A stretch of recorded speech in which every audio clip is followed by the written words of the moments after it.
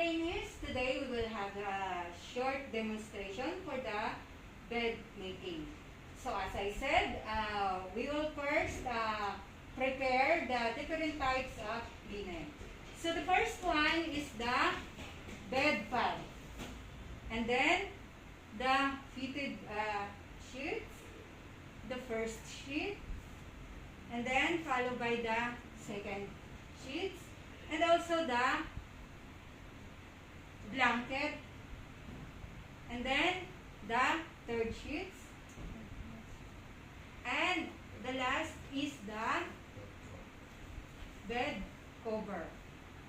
And of course, we have also the pillows and the pillowcase. Okay? So, now, I will demonstrate on how to make a bed making. So, the first one is the, as I said, the bed pad. Make sure that it was center. And then, make sure also that the starter is fitted on its corner.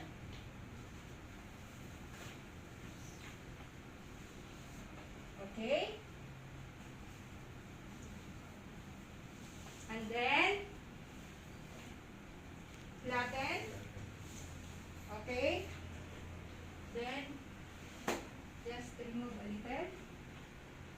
The second, as I said, is the fitted sheets.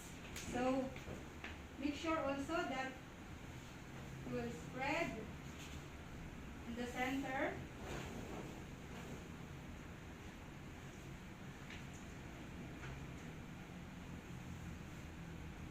Okay. Then put in its corner.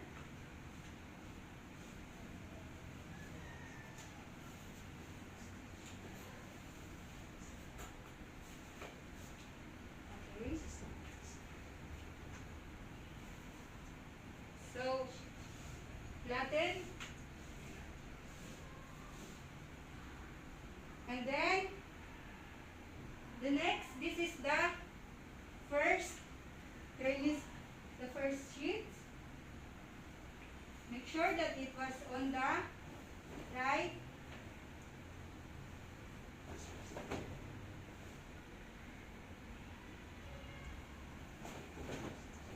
side.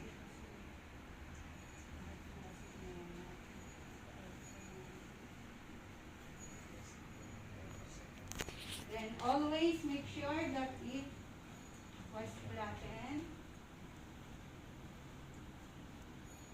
Pull.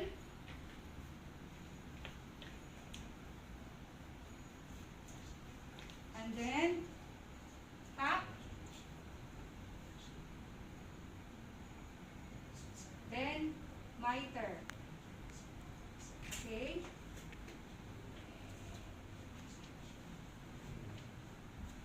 Miter to make it tight.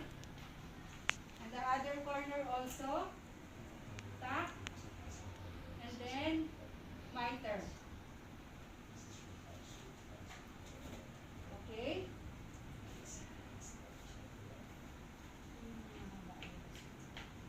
Same also on this corner. Miter and then tack. Make sure that the position of your knees is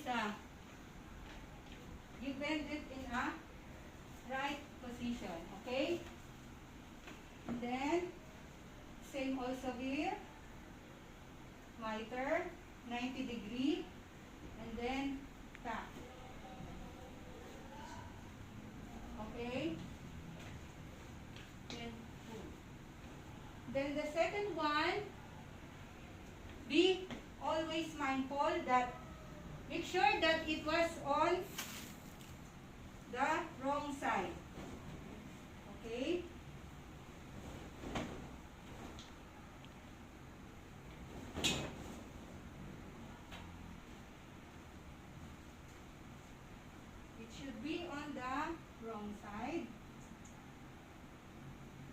For the reason that later we're going to fold. And then also, it should be aligned. Okay, it should be aligned. Then pull.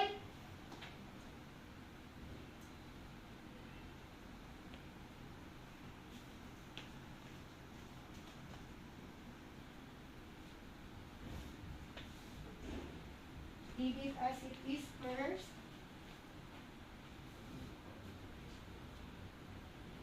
And then, for the blanket, make sure that the tag, it should be down. And it should be also in a right position. Okay? And it should be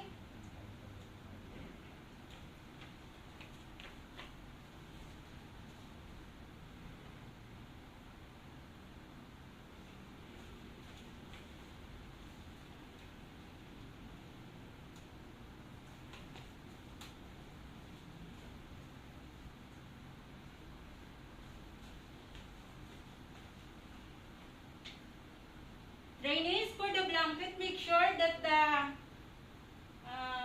length, it should be 6 inches away from the headboard. Okay?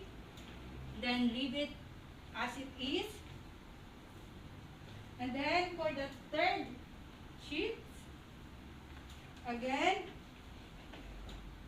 spread in the center.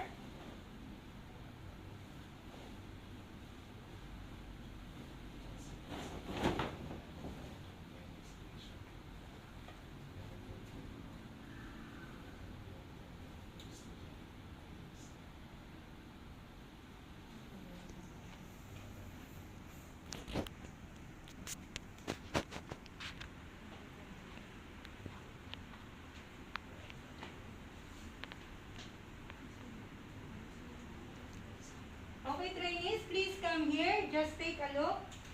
Come over here.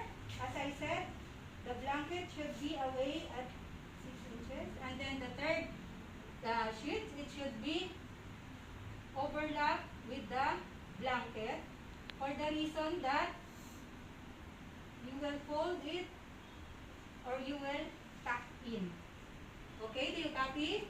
Yes. So always remember with that.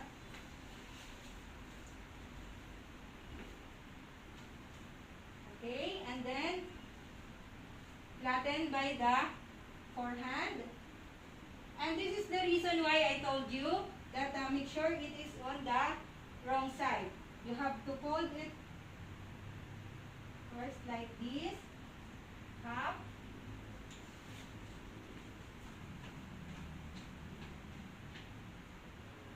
Okay, and then fold again.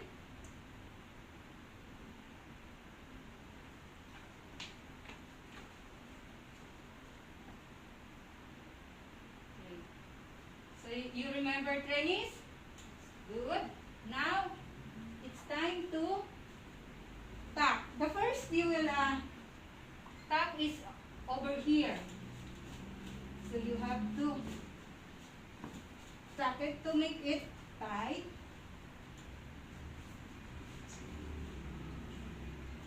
Okay? And this,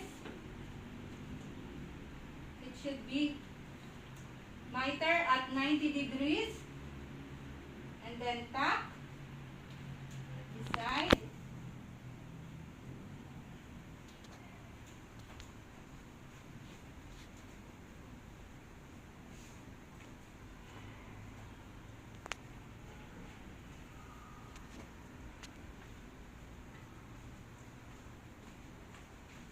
Then look at this corner.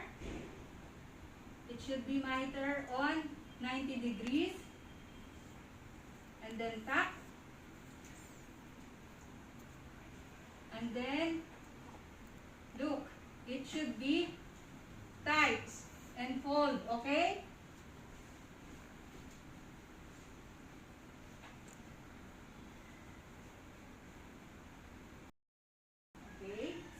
can see it is smooth and flattened. Then the next,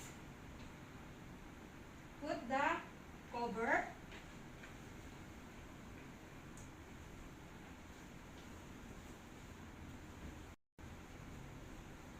So it's okay like this, and because I will put first the pillowcase.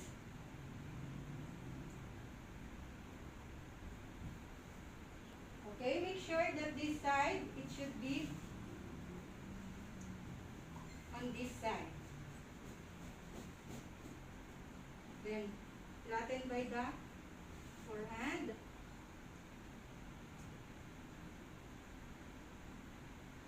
Same also with the other pillowcase.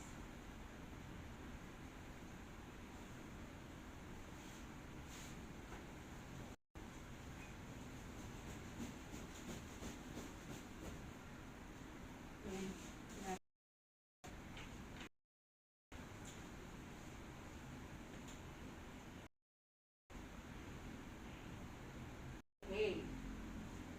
So,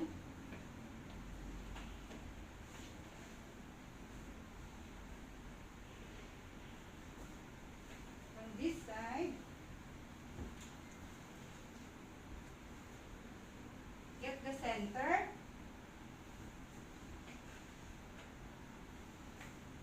And then, from here,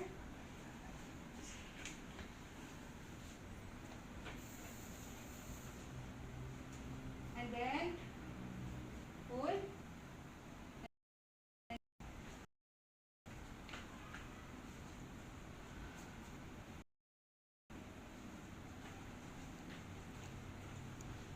So, for the last one, put the decoration.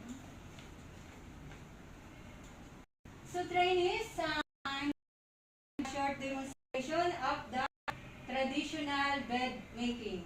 So, thank you, and hope you get on how to make it. Okay?